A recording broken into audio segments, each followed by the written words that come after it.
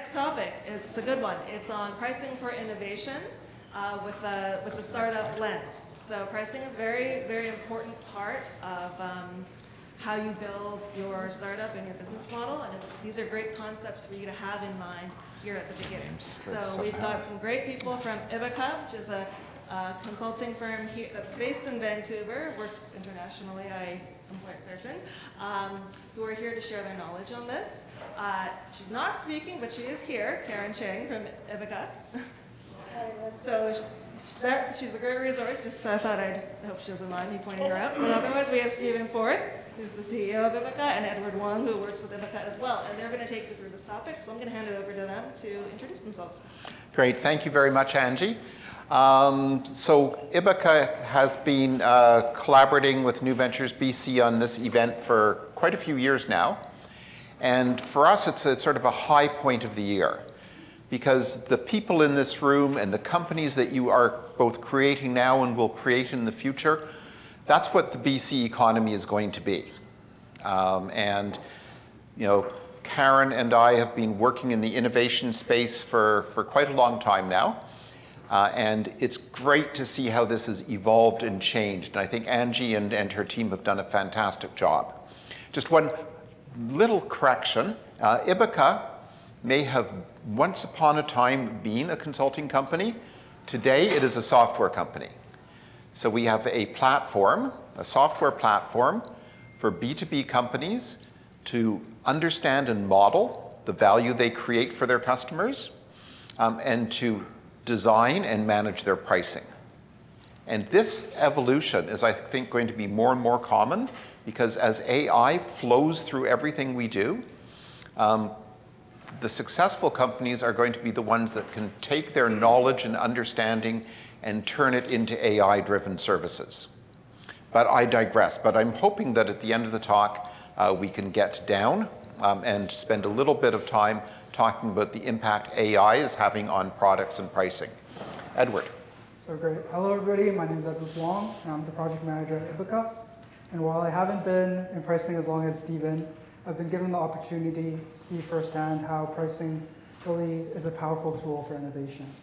And when I think of innovation, I don't think of it just as creating new products or services, but I really think about it also as reimagining how to bring these products to market. And that also includes pricing. So really excited to be here today to share some insights as to how integrating innovative pricing solutions can really drive your business forward. Pass back to Stephen. Thank you, Edward. So a little bit more about me. I have been starting, scaling, exiting, and investing in tech companies since I was 22. And you can maybe tell by the color of my beard, I'm no longer 22. Not even close. But if you had told me 15 years ago that I was going to spend the last part of my career deeply engaged in pricing, I would have thought that you'd been smoking too much of the local product. But back in 2006, I'd had an exit, and I was taking some time off, and I was headhunted by a company in Boston, actually in Cambridge, Massachusetts, a company called Monitor Group, which is now part of Deloitte. And they asked me to go and take a look at all the different things they did and figure out which one of those could be delivered online.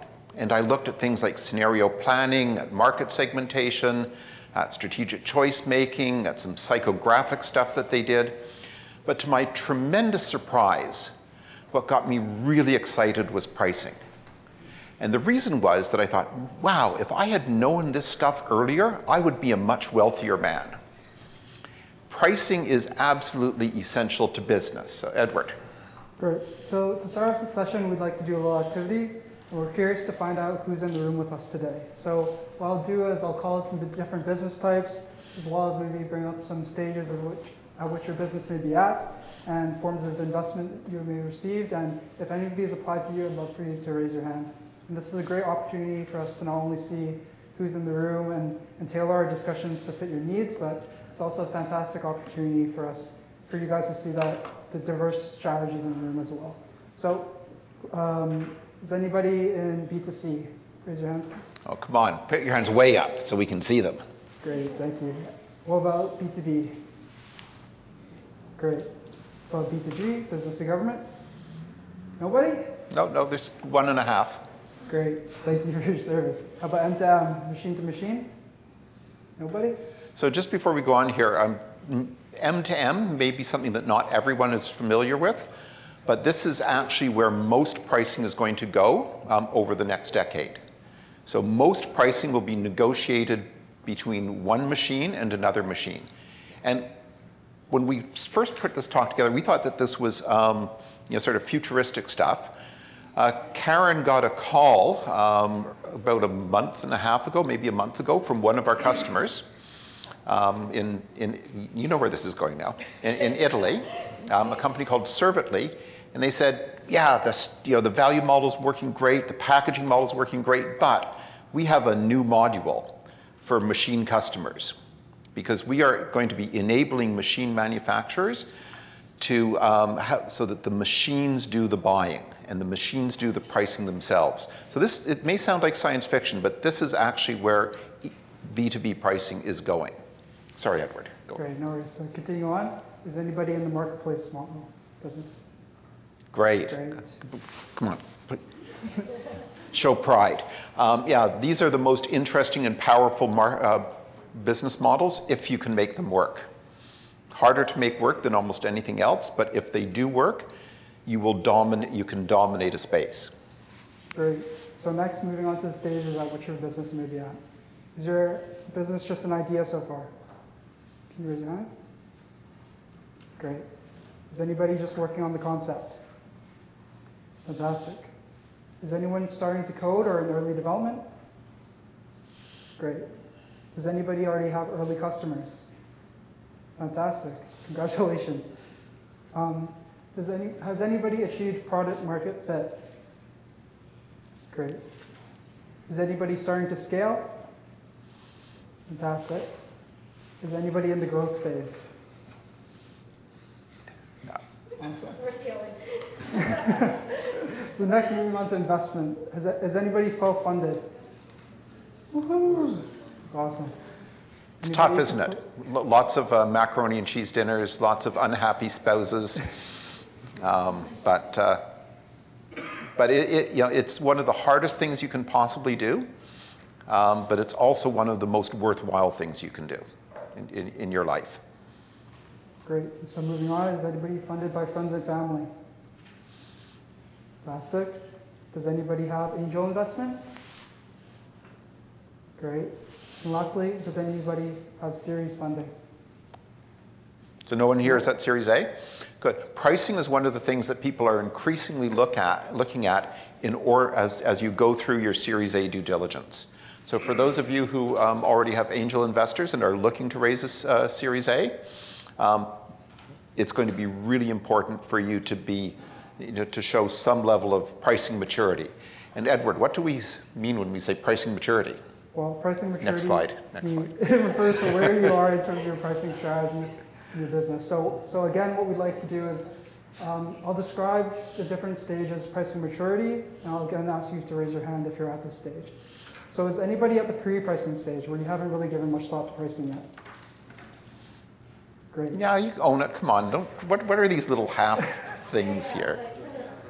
Great. So I hope you get some good insights out of the session then.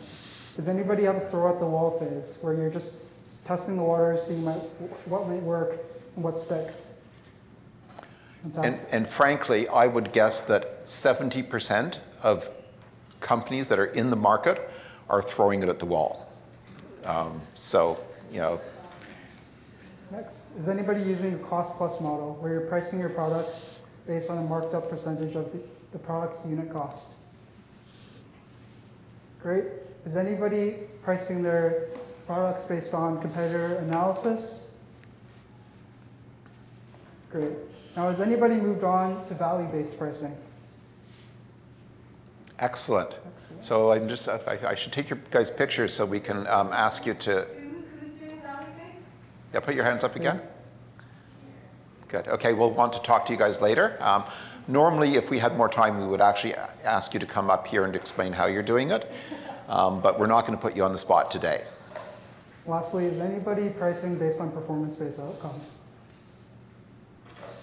this is the other part of the future of pricing. So pricing over the next decade will become outcomes-based for more and more categories and sectors. So you should be designing your pricing today so that you can be outcomes-based tomorrow. Great. So moving on to our agenda for the day, we'll be discussing firming principles. We'll be talking about how value ties into pricing core concepts, as well as Stephen mentioned, we'll be discussing the transformative impact of AI on pricing. So to start the session, our aim is to provide you with actionable strategies that you can apply to your business to propel your growth. And I'll start by talking about why pricing matters. So pricing matters because it's where everything comes together. There's no transaction without pricing. Pricing is about how you create value, identifying your audience that you're selling to, being able to effectively communicate your value propositions, and lastly, creating pricing strategies that capture the value you create for your customers. And these are the main pillars of Stellar's pricing strategy. They're fairness, transparency, and consistency. Your pricing needs to be fair, perceived as fair to the customers. It needs to be clear, and it needs to be consistent with the value delivered. And this really is the core of what strong pricing should be, and it's not just good business, but it's good pricing. So lastly, to close off this segment, we'll bring it back to the value cycle. And at the center of everything is understanding value. It's understanding the value that you create, being able to effectively communicate it, deliver it, and document the results, and then capture that value in your pricing strategy. And this cycle is crucial because at every step, every one of these 5 steps, it's important to make sure that you're delivering value. And that's all for me. Great, thank you, Edward.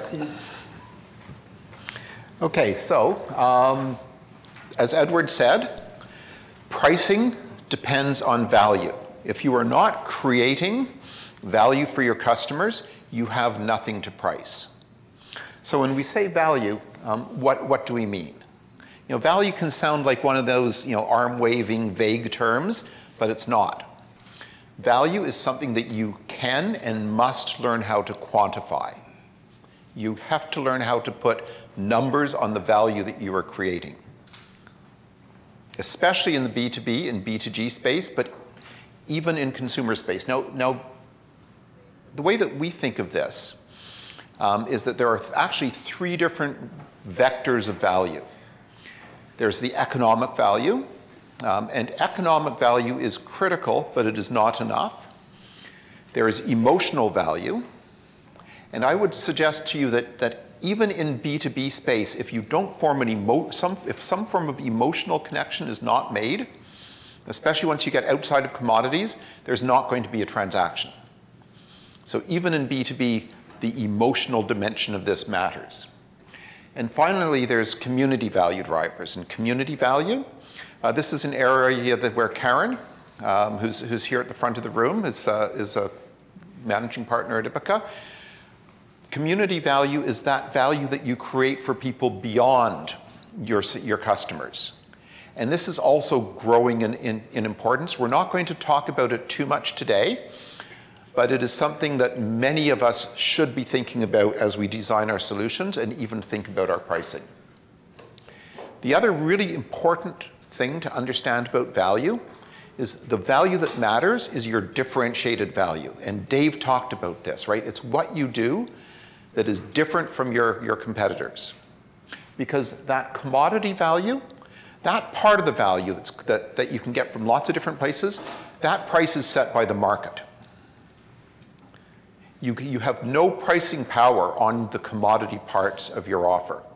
The pricing power comes from what you do different. And so understanding what you do different and who you do it for is absolutely central for pricing. Before we go into the economic stuff, I want to talk just a little bit about emotional value, because emotional value is real and it matters. we found that Maslow's hierarchy, which I'm sure most of you know, is a really good way. Does this laser clicker thing work? No, it doesn't. Okay. Is a really good way to understand how you're interacting with your customers and with buyers. It starts with basic operations, followed by security, community, self-esteem, and self-actualization. And as you go up this pyramid, your pricing power increases.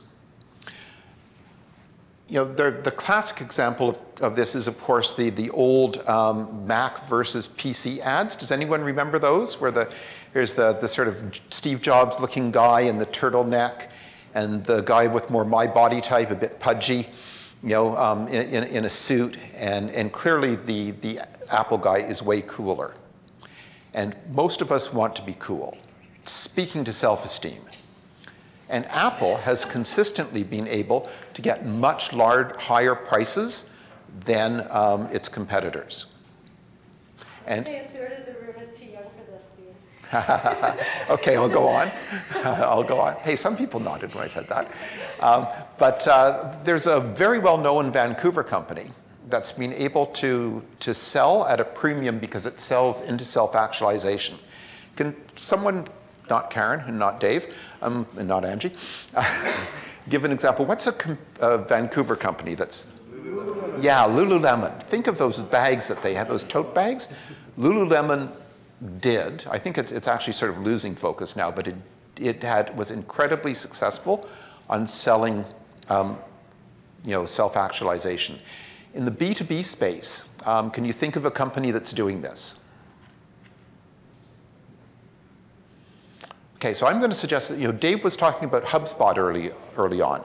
HubSpot created a whole job category for people in content creation. You know, before HubSpot organized its content creators conference, we didn't have a name for what we did. Now we have a name, we have a software platform, and it can be who we are. So even B2B companies selling something as dull as CRM and market automation, you know, can speak into self-actualization, and you can use that to drive up your pricing power. Having said that, though, you know, a lot of the people in this room are in B2B, and B2B pricing is based off economic value. This model is referred to as EVE, or economic value estimation. Hopefully nobody from Deloitte is watching this, this session, because yes, I do know that Deloitte has trademarked EVE, but you know, I also think that's ridiculous. Sorry. So EVE, this model was developed by a guy called Tom Nagel, who's really the godfather of pricing strategy. He has an incredible book called The Strategy and Tactics of Pricing, which everybody in this room should read. But buy the 6th edition, because they've gone to a crazy high price for the 7th edition. The key things here are that you need to know what is the next best alternative to using your solution. And there is always an alternative. If you are pitching to an investor and they say, what's the alternative? And you say, oh, there is no alternative. We're unique. Bullshit. You know, there is always an alternative, unless you were right there at the very beginning of the world when nothing existed. Doing nothing is an alternative. Doing what they do today is an alternative. So there's always an alternative, and you have to understand what the alternatives are if you are going to successfully price. Then, hopefully, there's some really good stuff that you do that creates differentiated value. That's that light green bar. Now, there are going to be some other things that are negative value drivers, and these are the things that you either don't do, or they're an additional cost of using your solution. So that when you take the next best alternative as the base, you add your positive value and you subtract your negative value, that gives you your differentiation. And you normally price somewhere from a bit less than the next best competitive alternative to up to about very maximum 30% of your differentiation value. Been in lots of conversations with people, and they say, well, look, we're going to charge 50% and we're going to split the difference. Sounds kind of reasonable, right? It's not. Because what you're really saying to the buyer is, we're going to create $100 of new value for you. We're going to take $50 and put it in our back pocket. You're going to get the other $50. Oh, and by the way, you take all the risk. Doesn't work. So this is, I know, a fairly sophisticated part of pricing, but it's actually a crucial thing to understand. So when we say positive value drivers, what do we mean? Primarily, we mean the impact that you have on your customer's profit and loss statement. It's the impact that you have on your customer's profit and loss statement. So one of these value drivers is to increase revenues. If you are buying a CRM, one of the reasons you're buying it is because you think it's going to help you increase revenue. Your salespeople may not believe that, but that's why you bought it. Another very common value driver that we hear is we are going to decrease your costs. And you can do that in lots of different ways. A third one that people often overlook is decrease operating capital. 3 years ago, when interest rates were almost zero, nobody cared. But today, decreasing operating capital is a really important thing for a lot of businesses. Interest rates are going to come down, but they're not going to go back down to what they were 3 to 5 years ago. You can decrease or defer capital investment. These other two, and these last two are really interesting. You can decrease risk. And we are seeing more and more companies that create value by decreasing risk. And then the last one is a tough one to sell and to build the economic value model for, but it's important for a lot of companies, especially a lot of companies in the AI space, and that's we can increase the number of options you have. We can increase your resilience and adaptability. As I said, though, that if you have positive value drivers, you also have negative value drivers. These come in two buckets, your shortcomings and the unique costs associated with your product. Maybe you've got a really cool new way of running a manufacturing process informed by robotic process automation. But in order to adopt your product, they have to reconfigure their manufacturing lines. That could be a big negative value driver. So understanding these is also really critical. Because this is the basis of differentiation. So if you think of when you're running a blue ocean strategy and you've got a nice open space, there's a huge potential to innovate. The stuff that both you and your competitors all do is the commodity. That's the price of the alternative. So you have to do that stuff, because if you don't do it, then it becomes one of your negative value drivers, but it does not give you any pricing power. The stuff, oops, did I? Yeah, sorry, click twice. The stuff that you do better than your competitors is your positive differentiation. And the stuff that your competitors do that you don't do is your negative differentiation. Can I have a volunteer here? Would someone like to stand up and just say very quickly what their positive differentiation is? Great, stand up and tell us. And say your name and your company's name first, please. Give you the mic. Don't talk yet.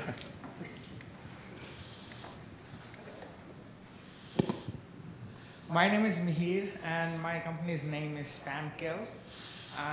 My positive differentiation is we provide an alternative to CAPTCHAs for bot protection, and it's almost 100% accurate, and it doesn't require any CAPTCHA or puzzle solving.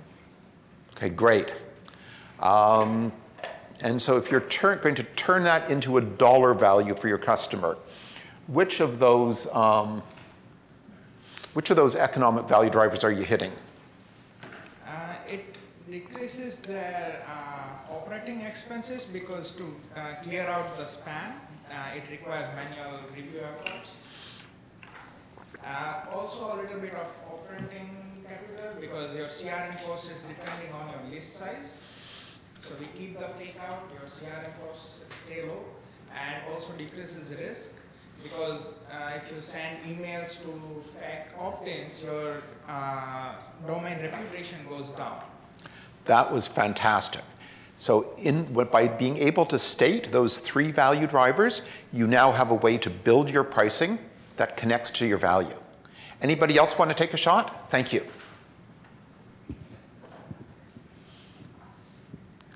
One more, come on. It's a great opportunity to pitch your company. Lots of people watching. Good, we got 2. Okay, we'll do both of them. Steve Bull, Breathe Global. We're making a wearable iron lung, but there's no iron in it.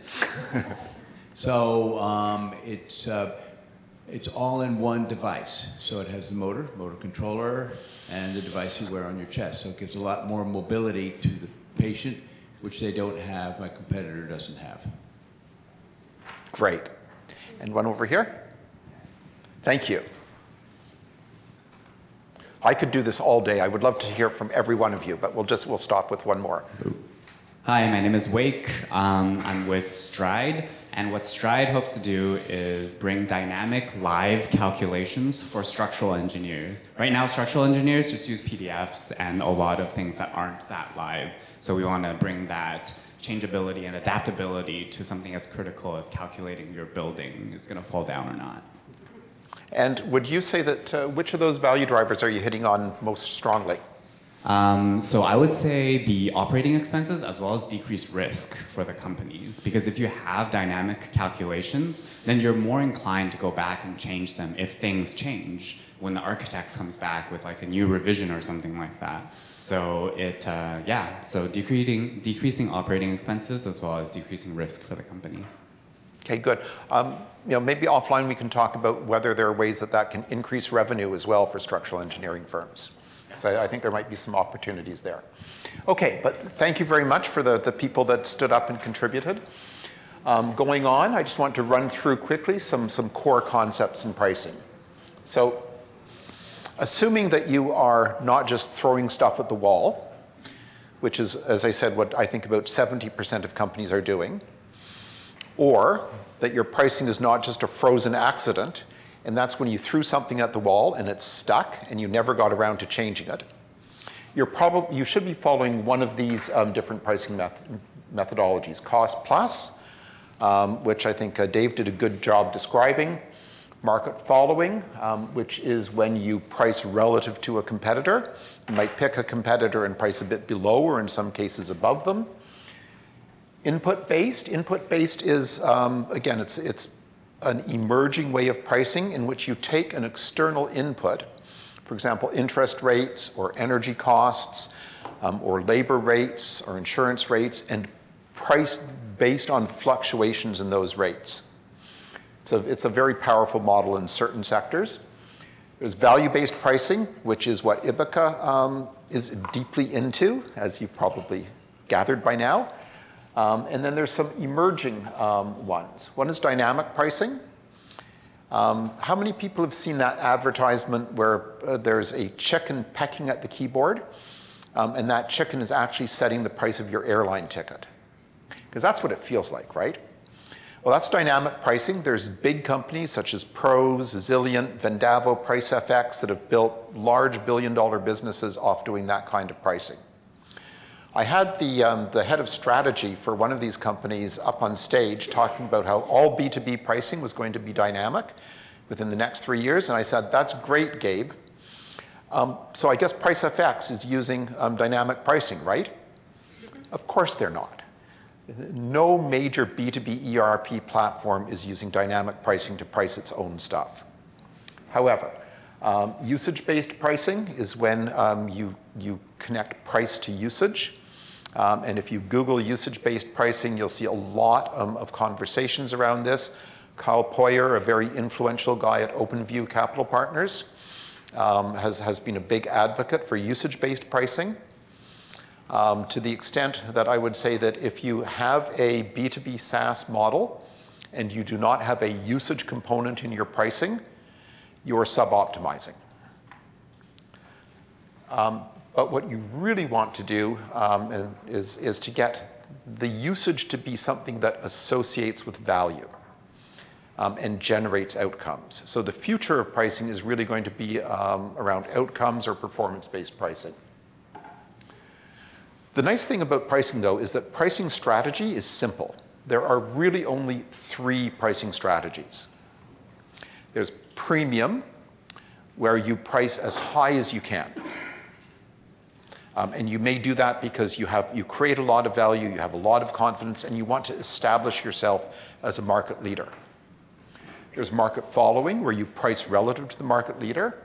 And there's penetration, where you go as low as you can in order to establish yourself in the market, which can be especially important when you're operating in a business where there's a first mover advantage.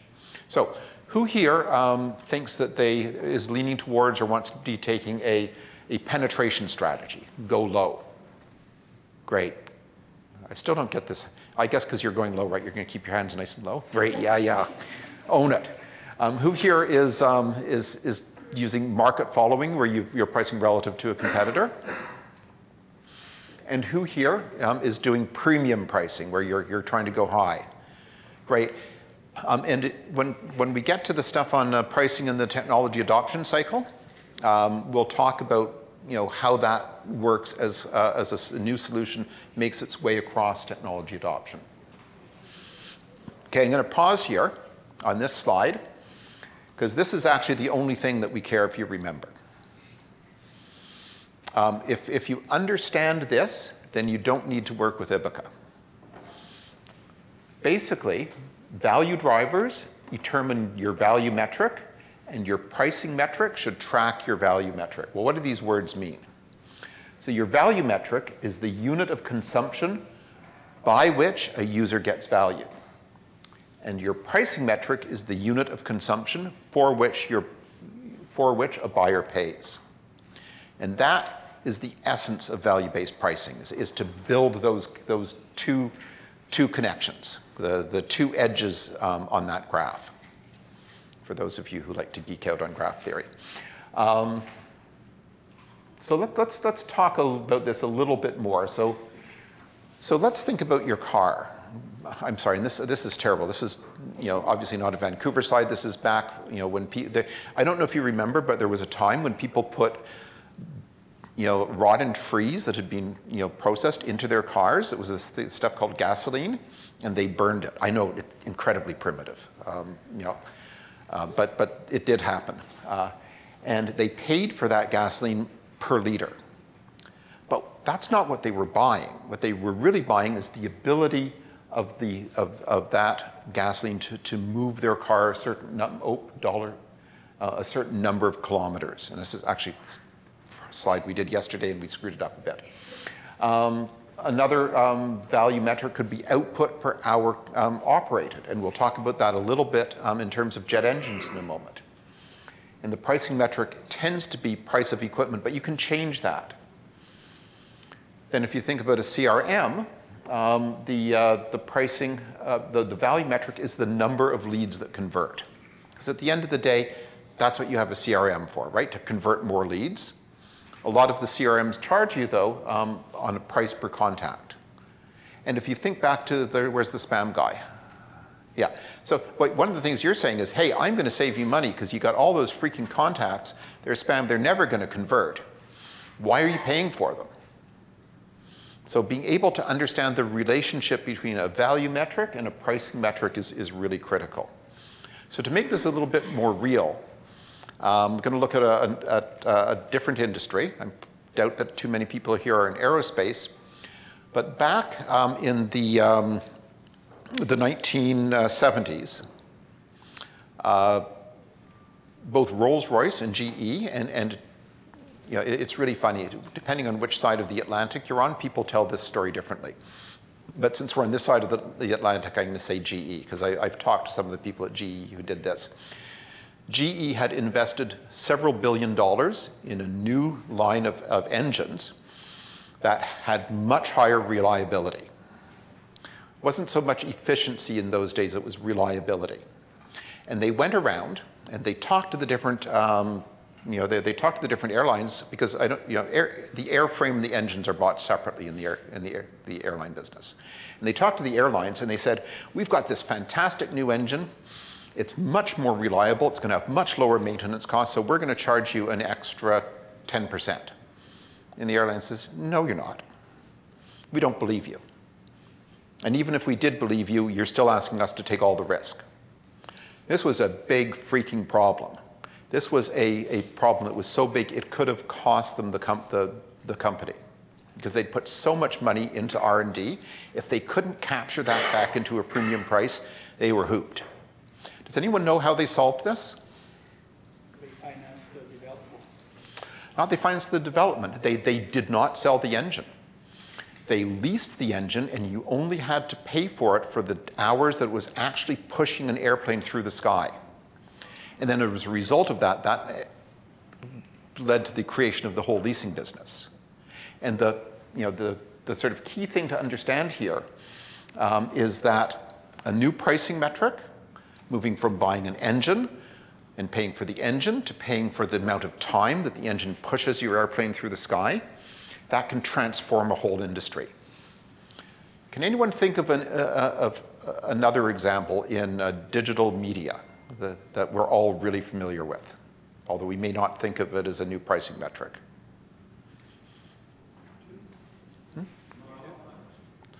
You say YouTube? Not so much YouTube, but the people who own YouTube. Pardon? Google Ads. Google Ads, yeah. Someone want to explain how Google Ads is a value metric? Yeah. So in the past, right, we used to pay per impression.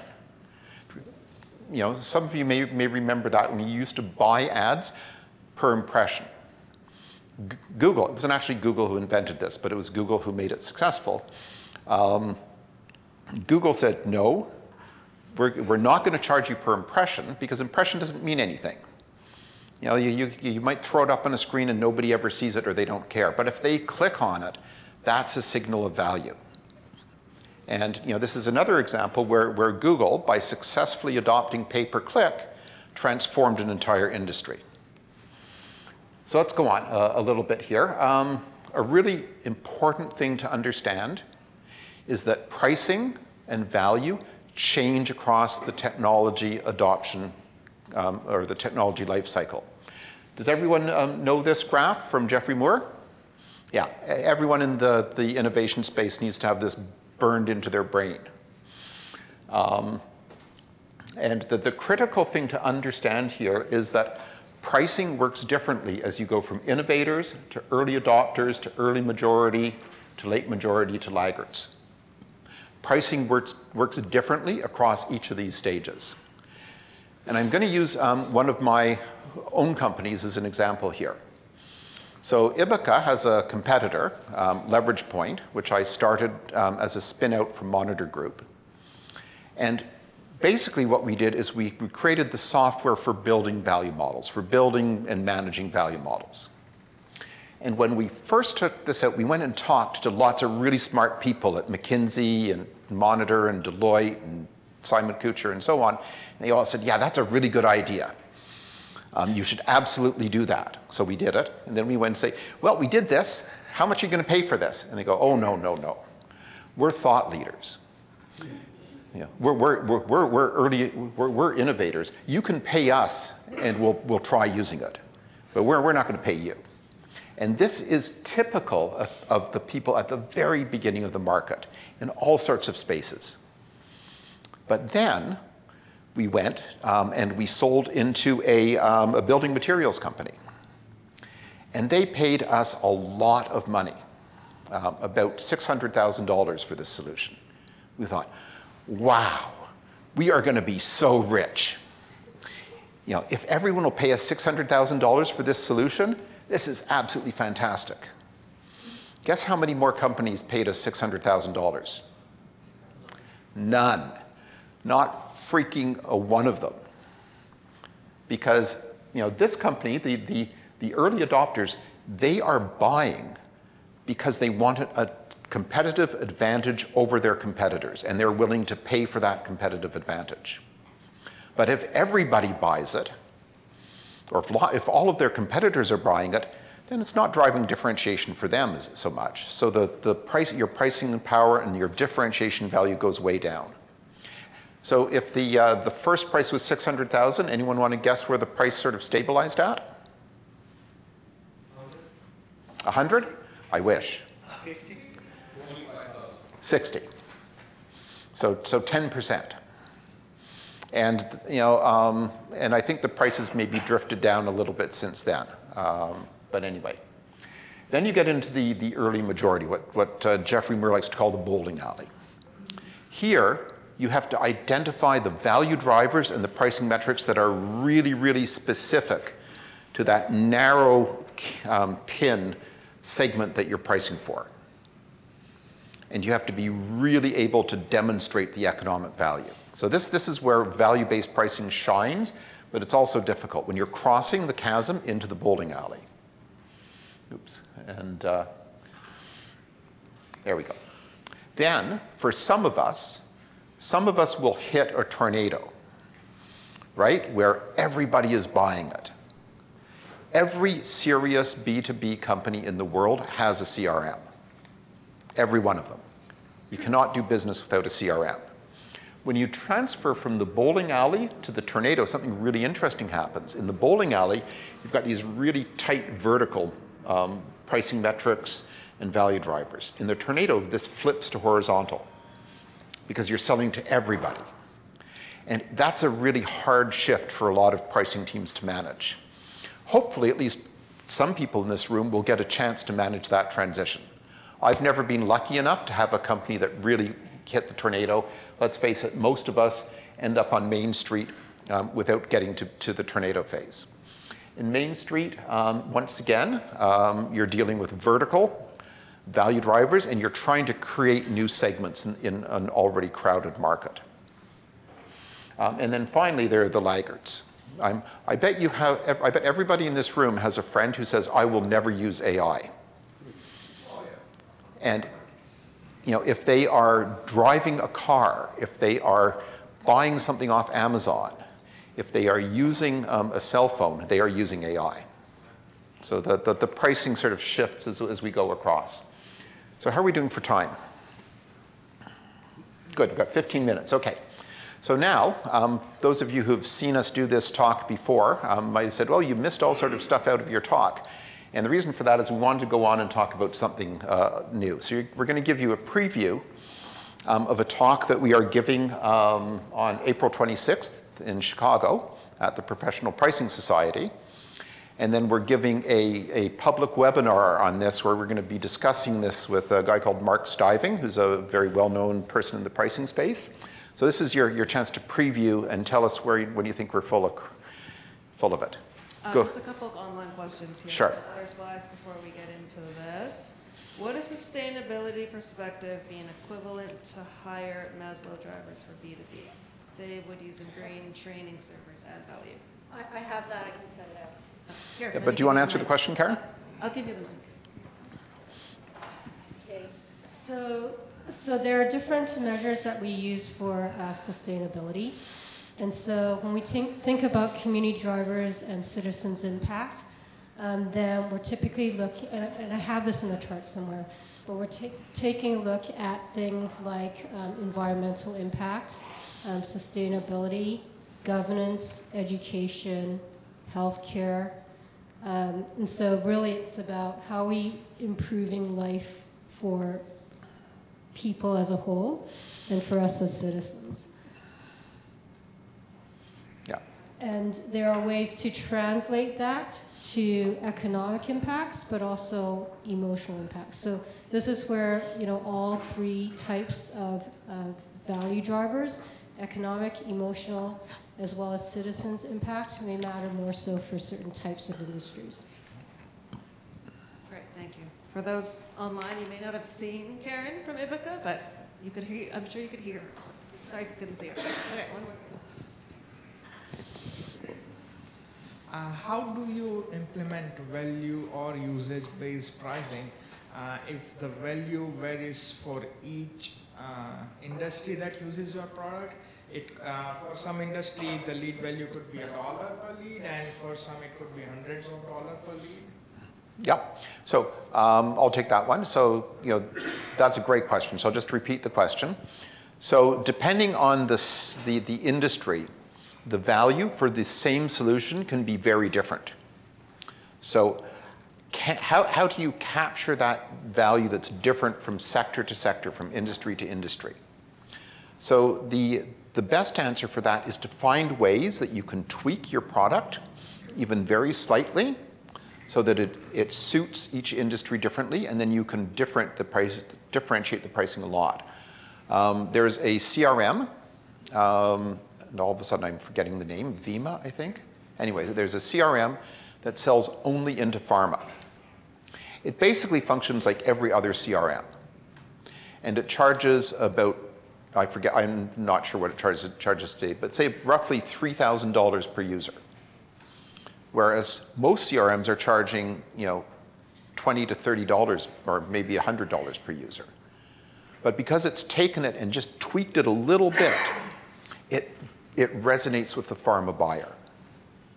So, you can almost always find ways of tweaking your offer, and it doesn't have to be your product, right? It can be how you support it. There's lots of ways that you can create differentiation.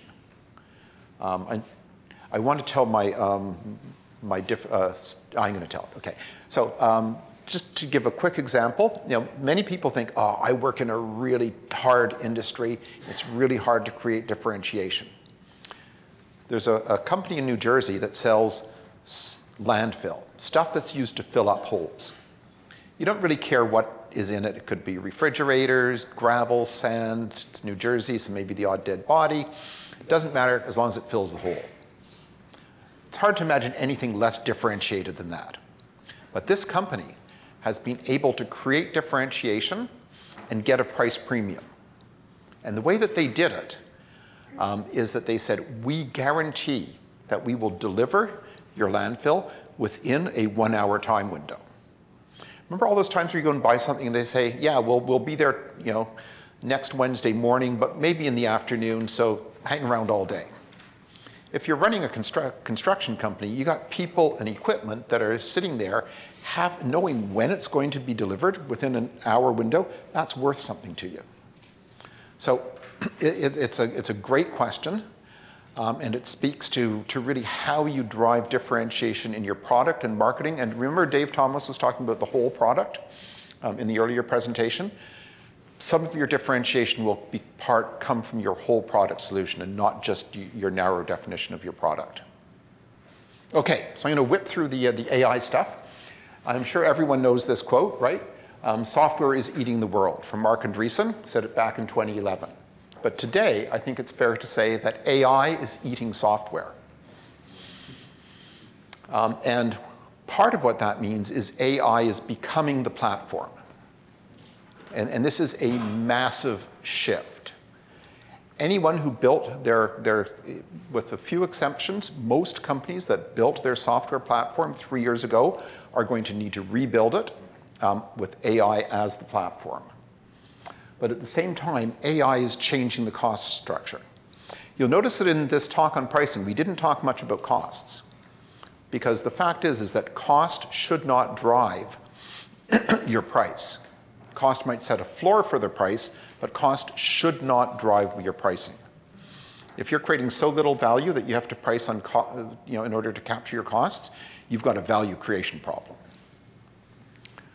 So let's just look quickly at some of these things. A lot of companies have started by creating an AI module that sits as part of their existing platform. But increasingly what we're seeing is companies flip this so it is actually the AI that becomes the platform. This is a huge change, and it changes how you think about your pricing. One of the reasons it changes how you think about your pricing is because it changes your cost structure. Over time, AI is going to push development costs way down. Tom Tungas, who's the head of Theory Capital, which is a VC that invests primarily in generative AI ventures, thinks that it's going to push down development costs by as much as 90%. Support costs also can go way down.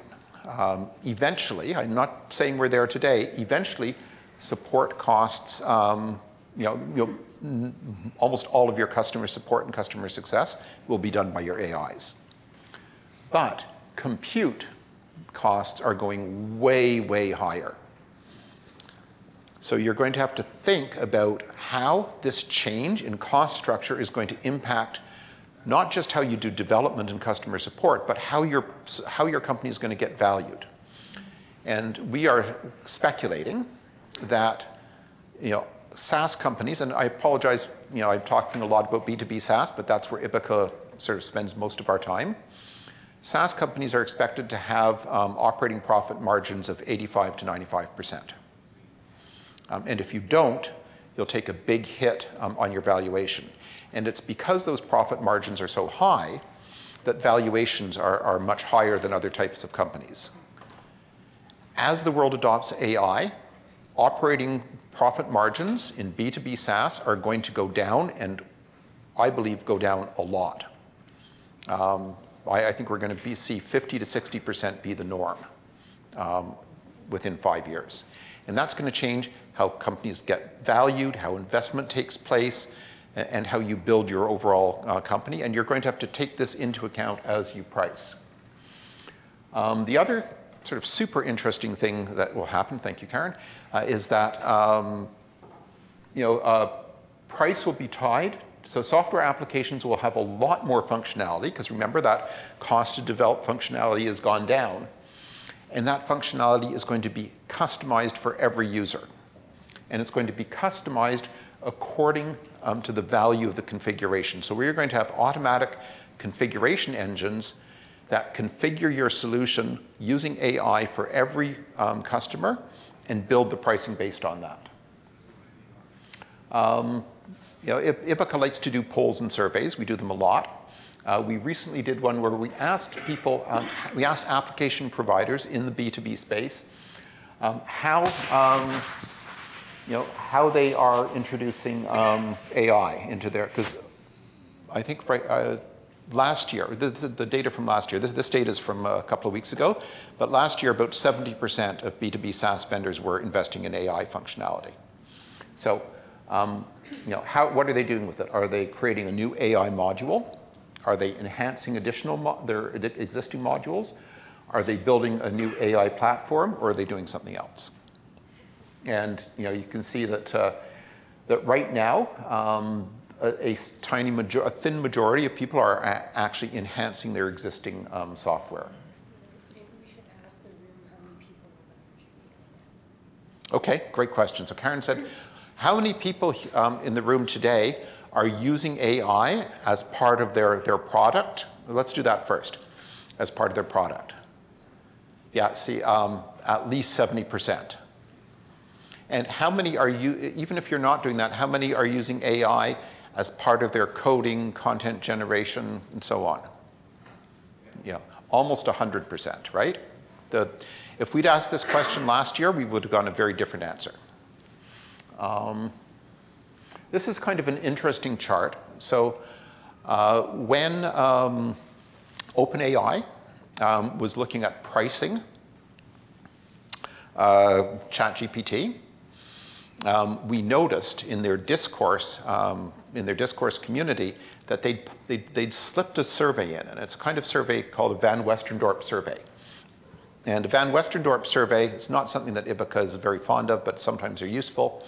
Asks questions, at what point is this so cheap that you would absolutely buy it? At what price is it so expensive that you absolutely wouldn't buy it? And so on. And so we knew that OpenAI was using Van Westendorp as a way to come up with the initial pricing for ChatGPT. And we knew that Microsoft was going to be pricing Copilot. So we slipped our own little Van Westendorp survey out into the wild. And this is what we found. And this is 489, so that's a reasonably large N for this sort of thing. And you'll see that there were sort of 3 possible price bands that came up in the data. So Microsoft could have priced it at $10, and that would have been their penetration pricing at $10. You can see that there's a wall. That green line is starting to get expensive question. You can see it's sort of, these things don't go up linearly. There's normally price walls in the data. You can see that there's a price wall at $30, so that would have been their premium pricing strategy. Does anyone know where Microsoft priced Copilot? Yeah, these are monthly though. So they They were going monthly subscription, and then suddenly they stopped it, and now it's one subscription, and you have to be committed for the full year yeah, to use the product. yeah, which I think is great, by the way, as a pricing person. Yeah, as a pricing person, I think it's great. So, but when both Microsoft and OpenAI went in at around $20. So they had a fairly neutral price. There was a lot of discussion about this in pricing circles, with an awful lot of people saying, oh, they underpriced it. They should have priced it higher. And then there are, of course, other people who said, that's insane. Nobody would ever pay that much money. But I think that they've demonstrated that they would. So when should you take each of these strategies? So you should build a new module if you are introducing new value drivers. If there are value drivers that your current products don't have, that your AI-based product has, then you should put them in as a new module. If, however, it basically does the same thing that you've always been doing, only a little bit better, and existing value drivers are being enhanced, then price it as a product enhancement and package it as a product enhancement. And finally, if there are multiple value drivers that are being enabled by the AI, then you should take the platform strategy. So let's take sorry, you're going to get the slides, don't worry. So HubSpot is primarily enhancing it has some new modules, but it's primarily enhancing its existing modules. And they've got a ton of talk and new functionality that they're enabling within HubSpot. Salesforce, though, is really taking a platform approach. And this is interesting, right? Because HubSpot and Salesforce compete a lot, although HubSpot skews towards smaller, more agile companies, Salesforce to larger companies. They're taking quite different strategies in how they're packaging and pricing AI. Now for the really interesting one. You heard us say that companies are going to be doing AI-based configuration that will generate prices. And you might have thought that was some sort of future fantasy. Well, one of our associates was at in Barcelona last month for the World Mobile Conference and came across this company, Totogi. So Totogi is a BSS company. BSS is the software layer that runs mobile networks. And they are claiming that using their AI and the way that their AI controls their software, they can configure your BSS not in years, which is what some of the old consulting companies would take, not in months, which is what most of the BSS companies would say, but in seconds. Now, I'm not sure I believe this, but if it's true, just think of how this changes the entire market for BSS. This completely redefines and restructures the market, because you can get your BS up and running in a tiny fraction of the time, meaning that there are all sorts of different business models you can now test. So, the engineers at the companies I talk to in the BSS market say that this is not really, it's impossible. It can't be done, and if Totogi says it's done, it's just marketing spin. Well, I don't know. But let's just give them the credit here and say maybe it is true. Wow. This is the sort of change that AI is bringing to pricing. So we're going to have a webinar where we just selected a few of the slides here. We're going to have a webinar on Thursday, May 23rd at 8 a.m. Together with Mark Stiving, where Mark is going to go through and call me out on my claims here. Should be a lot of fun. We'll have an advantage of the conversations we're having in Chicago, and we hope some of you will reach out to Karen or Edward and I, and and sit in. How are we doing for time? We have till 12:30, so we have about 10 minutes for questions. Excellent. Yes. Good. Okay. So, you want to bring I'll the... bring you the mic. Hold on. I've got a couple of mine. This is the first time we've ever got through all of our slides on time. I wasn't going to say that, but yes, it's true. So speaking of AI pricing, I noticed that so ChatGPT went for their premium at $20 a month, and Gemini went in at $19.99 a month. So I was wondering, in this day and age, how much does the customer actually care about those I saw you had those step transitions in your graph, and is it still like the current thinking that it is better to go down 1 penny and that actually matters in people's minds? So the cliff, the pricing cliff is not a vertical cliff, right? It's got a slope to it. 1 penny makes no difference whatsoever. Well, I shouldn't say that. I'm sure there are cases where it does, but the difference that you'd be talking about here is not between $20 versus $19. It's $20 versus $10, or $20 versus $30. And those types of differences do make a difference. That's also why I'm suspicious of price optimization claims. You need to get your pricing generally right. You need to connect it to value. It has to be in the right ballpark, and you need to be able to communicate it clearly. But getting it, for most of us, getting it down to the last penny is a fool's errand. So is the 99-cent pricing, does this make sense, or is it something that people do for? Yeah, so the question is, the 99-cent pricing makes sense. Okay. Do you want to answer that, Karen? So the simple answer to that is yes. There is a psychology to the 99 cents. And so typically for pricing, odd numbers are good. Yeah, and the pricing numbers, by the way, are 5, 7, and 9.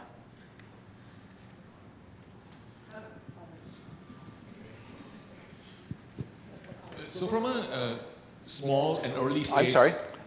Let's have everyone introduce themselves and their company, so we all get to know who each other are. Hi, my name is Prashant. I am a co-founder with 1 Cent Advisor. I work with a lot of early stage startups. Question is that a lot of times when we work, and I'm also an EI at Innovate BC, so we work with a lot of early stage startups. And from your experience and perspective, is there like a simplified way for early stage startups to come up with a pricing thought process? Because a lot of times most of them, as you already know, are throwing things on the wall to try and see what sticks, right? And they go through a lot of trial and error. So is there like a simpler way or easier way for them to do some kind of industry comparison, some kind of product comparisons, some kind of niche comparisons, et cetera, because when most of them are bootstrapping, they don't have too many resources or availability of time and research to actually go into as much detail as this valuable presentation has shown. So is there a simpler way in your mind that could help specifically early stage startups? Yeah.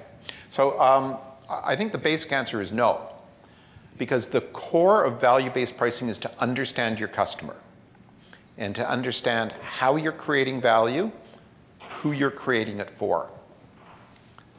Those are not easy questions to answer. And early stage companies should probably be spending 50 to 70% of their time answering those questions and not building technology. The deeper and better you understand your customer, the more effectively you're going to be able to price. So you don't need to have a super sophisticated value model. You can have a fairly simple value model, but even a simple value model will really help frame the questions and conversations you need to be having with your customers. And do you want to respond to this question, Karen? Yeah. Okay. Actually, no. You can, Karen. You can take Edward's mic. I can speak up as well. So what I was going to say is, what do you really mean by simple, right? Because it's not so much simple as it just becomes a habit or something you need to establish and do. Right, because pricing and value and understanding value is not a once and done thing. You got to iterate it over time, because today's innovation is tomorrow's commodity, right? So I think it's really about establishing a habit. And really, when you think about coming up with a simplified value model, I mean, if you know your business and you are trying to understand your customer targets anyway, you should have a good assumption of what is the value that you're going to impact, and then coming up with a way to measure that. And I would argue that you should be able to do this in a relatively short time period. So even for us, when customers engage us, we're able to obviously leverage their know-how and knowledge of their business, because heck, it's their business. But we're able to do this in a relatively short time period. And then the reason why we built our platform is so that you can actually monitor this and check the efficacy over time. Right? So it's not, I don't think it's sort of difficult. It's more a matter of getting into the habit and having a framework. And I think we've provided the framework for you. Sure, I have to follow, but I will ask. Okay, offline, because we got more questions. Hold on, I'm going back to where I was. That's live now.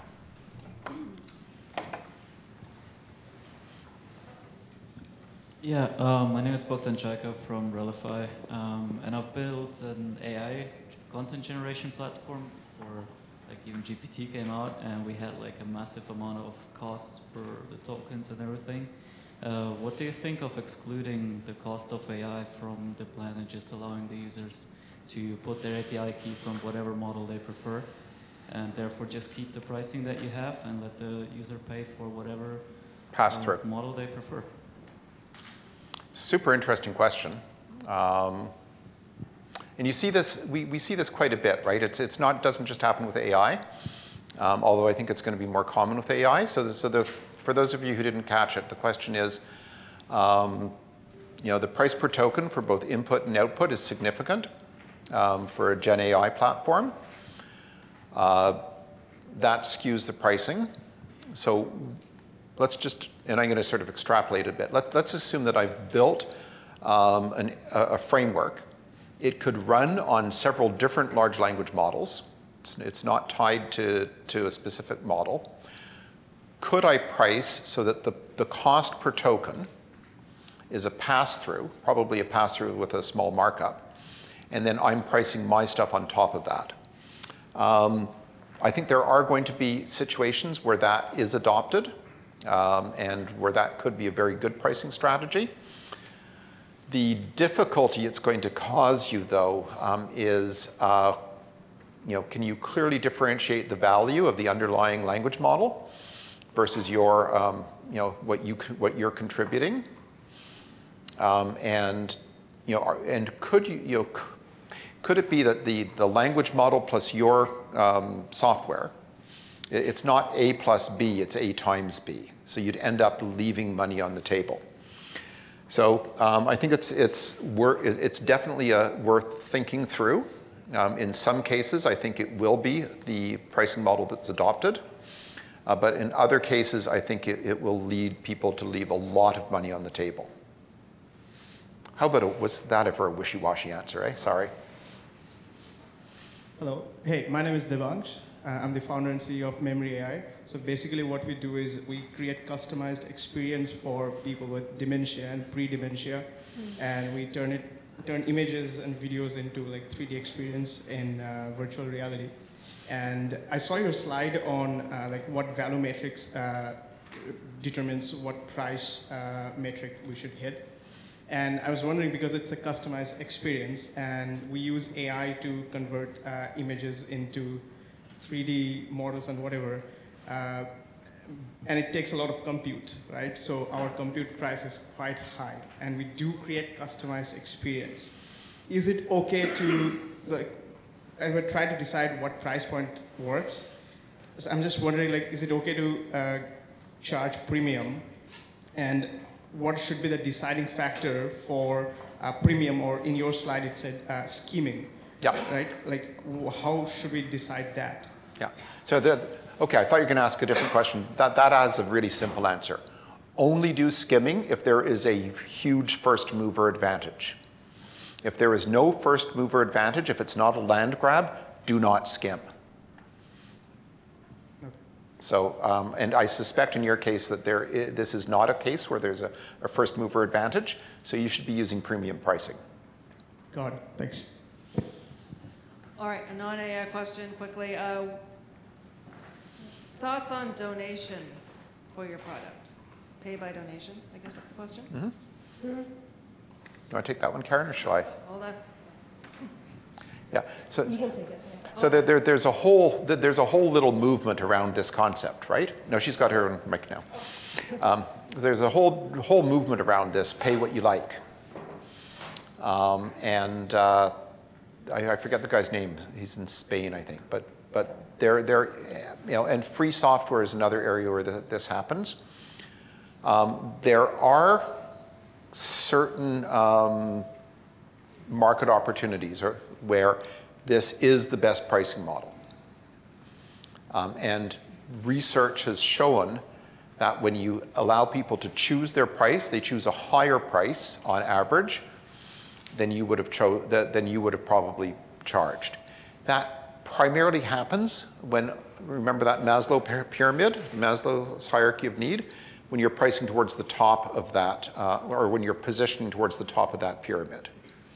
So that can work. It tends to work when there's a very strong emotional component or a very strong community component. Usually the community component, though, is functioning through the emotional one. Mm-hmm. So it can work. And there's a number of theater companies in Europe have been able to actually increase their average price by 70% in this way. But I think those, it's not going to work for everyone. Yeah, and I think it's, well, because we deal in the B2B space, I think it's very difficult. In the B2B space, made for consumer, more so relevant. But in the B2B space, especially, unless you're bootstrapped, right? But if you are looking towards getting towards some form of investment and you have, how to say, shareholders and board who you have to answer to, or investors, then it's all about the predictability of revenue as well, right? So I think part of why we are designing certain packages around packages and pricing is so that we can predict the engagement levels with our customers. So another topic that we haven't covered today is specifically around not only net logo acquisition in terms of measuring economic impact, but then a key measure for investors is your net dollar retention. So if you're interested in that, you can certainly take a look at our website for resources. Okay, we're going to do one last question, then we're going to break for lunch. And then for you, what's your name? Slinga. Slinga? Okay, you're going to be first in line to talk to them once we're done, okay? Hi, my name is Coyote. I'm the founder and owner of Sky Nation. So we build proprietary technology. We're like a digital label. So we build proprietary technology for concerts and festival systems. And we were running that as undergrads doing our startup phase. Did not really predict there'd be this pandemic that impacts that industry. And so it really turned into like a stop order on a lot of the production, which impacts the technology, which impacts funding. And so now the mandate is lifted. We're projecting a spike in the tourism aspect of this industry, but where I'm having a problem with is how a tech company like us re-kickstarts, just because now I picked up this office and it's like a catch-22 of understanding if we should start pushing more clients to develop tech for them to get revenue to come in, or how that coming back into market really looks like in terms of the value Yeah. So I guess the first question that you would be asked is, do you think you have product market fit? And how can you show that you have product market fit? So that's the very first question that you need to satisfy yourself and your team for. Because something that was built, a lot has changed. Is what you built pre-COVID. I'm going to give another example. So Karen and I, and other people on their team, we did not start with this pricing solution, this value-based pricing solution. That's not where Ibbaka started. We started with a very, very deep skill management platform that had a really deep ontology of skills and how skills relate to work. And we had some very large early stage customers, but for a variety of reasons, the business did not grow the way that we and our investors thought it would. Now, 2 years ago, this was cutting edge technology. If I were going to rebuild it today, I would throw it completely out and rebuild on top of a Gen AI platform. So the value of that code base, unfortunately, because we put a lot, it wasn't so much the money, we put a lot of heart, we put a lot of who we are into it. Letting go of that was incredibly difficult. It still makes me cry at night. But the world has changed so much in the last 18 months that you really have to question is, the problem probably is still real, right? The problem has come back. So you have there's customers, there's a potential market, but is that solution still the right solution given where the world is going to be in 12 months, 24 months? So, Angie, thank you very much. Thank you very much, Stephen.